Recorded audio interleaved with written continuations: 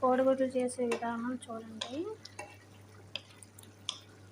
కోడిగుడ్లు పులుసు, వంకాయ కోడిగుడ్లు పులుసు తయారు చేసే విధానం.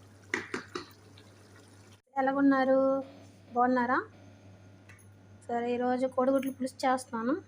దానికి సంబంధించింది ఆవాలు, జీలకర్ర, మెంతులు, ఎల్లుల్లిపాయ, కరివేపాకు, మిర్చి, ఉల్లిపాయలు, వంకాయ, టమాటా, కోడిగుడ్లు, చింతపండు. ఓకే, ముందు కోడిగుడ్లు వేసుకుందాము. కోడిగుడ్లు వేసేటప్పుడు కొంచెం ఉప్పుని పసుపు వేసుకున్నాను. పుల్లకంటూ ఉంటాను అన్నమాట.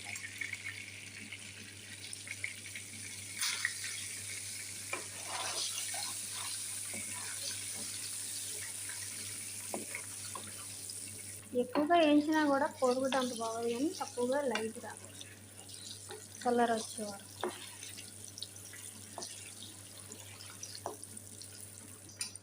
చూసేద్దాం.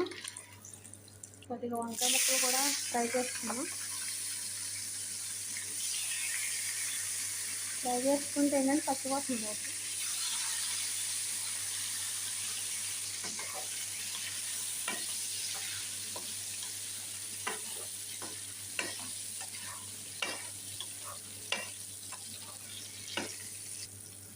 చూద్దాము అది వేగిపోయి.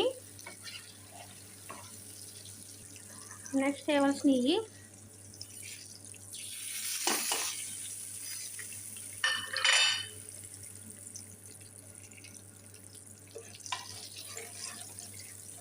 తర్వాత ఇవి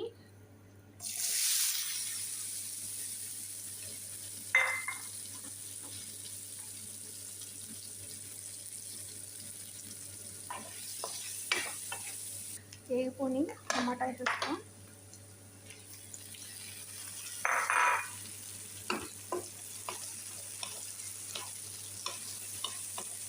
ఇందులో వేయవలసిన కొంచెం కారం వేద్దాం.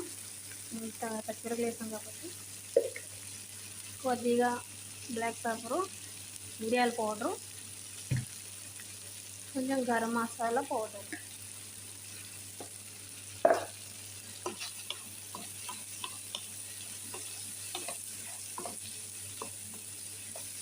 కొంచెం ఫ్రై చేసుకున్నాం. కొంచెం ఉప్పు కూడా గుర్చేద్దాం. దీంట్లో కొంచెం టమాటా సాస్ కొద్దిగా వేద్దాం కలర్ కోసం. ఫ్రై చేసి కొంచెం చింతపండు తింటాం.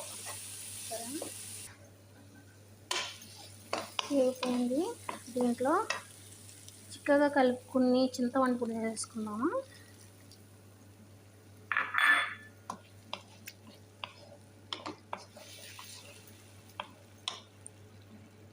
హాట్ వాటర్ వేద్దాం కొద్దిగా.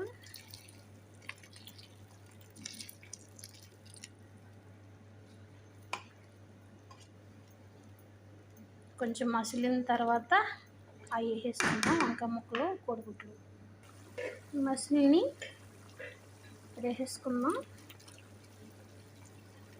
మీలో ఎంతమందికి కోడిగుడ్లు వంకాయ పులుసు అంటే ఇష్టమో కామెంట్ చేయండి.